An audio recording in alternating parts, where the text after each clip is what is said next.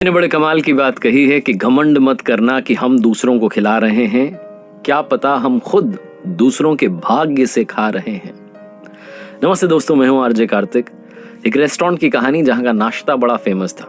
सुबह सुबह वहां बहुत भीड़ आती थी और उस भीड़ में एक आदमी आता था, चुपके से नाश्ता लेता था, खाता था और बिना पैसे दिए निकल जाता था। वहां का नाश्ता धीरे धीरे पॉपुलर होता जा रहा था, भीड़ बढ़ती जा रही थी। एक बिजनेसमैन था, उसने आना शुरू किया। पहले दिन उसे नाश्ता अच्छा लगा तो लगातार आने लगा और उसने ये चीज नोटिस की कि एक आदमी आ रहा है, चुपके से खा रहा है, निकल जा रहा है, पैसे नहीं दे रहा है। पहले दिन उसे लगा ठीक है भाई, आया होगा कोई। लगातार जब उसने देखा कि 4-5 दिन, हफ्ता हो गया, ये तो आता ही जाता है, इसका नुकसान कर रहा है रेस्टोरेंट वाले का, तो उससे रहा नहीं गया। वो गया रेस्टोरेंट के मालिक के बारे में पूछा। बोले कहाँ है? बोले वहां बैठे हुए हैं। जाकर के बोला भाई साहब आपसे एक इंपॉर्टेंट बात करनी है। उसने कहा थोड़ा सा कस्टमर ज्यादा है, अभी फ्री हो जाएं, अगर आपके पास टाइम हो तो हम फ्री होके बात करते हैं। उसने कहा ठीक है। रुका हो, इंतजार किया उसने कि आज तो बता के जाऊंगा।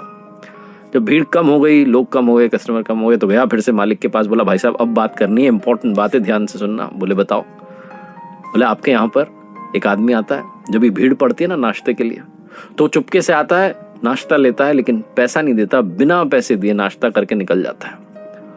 और 1-2 बार होता तो चल जाता, मैं हफ्ते भर से आ रहा हूं, वो रोज दिखता है, हफ्ते भर से आपका घाटा हो रहा है। तो रेस्टोरेंट वाला मुस्कुराने लगा। बोले भाई साहब आपने बात बताई, ऐसा बताने वाले आप पहले इंसान नहीं है, मुझे बहुत लोगों ने बताया, और ये जो भीड़ आपको दिख रही है ना, उसी की वजह से भीड़ है।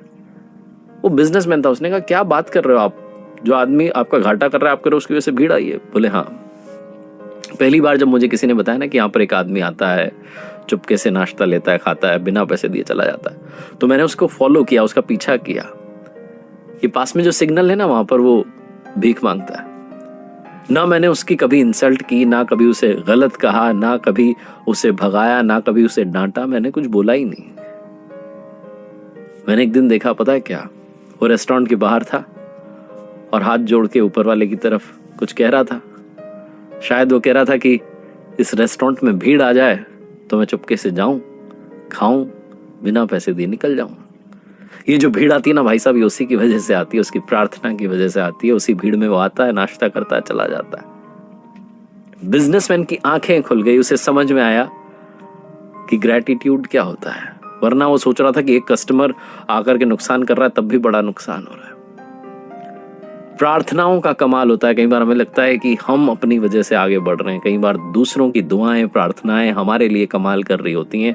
इसलिए लाइफ में सबकी वैल्यू करना शुरू कीजिए, सबके लिए प्यार अपने हृदय में लेकर के आइए, ग्रैटिट्यूड शो करते चलिए, धन्यवाद करते चलिए, आसपास के लोगों का भी और ऊपर वाले का भी। आपको लगता है आप कर रहे हैं, सब कुछ वो कर रहा है।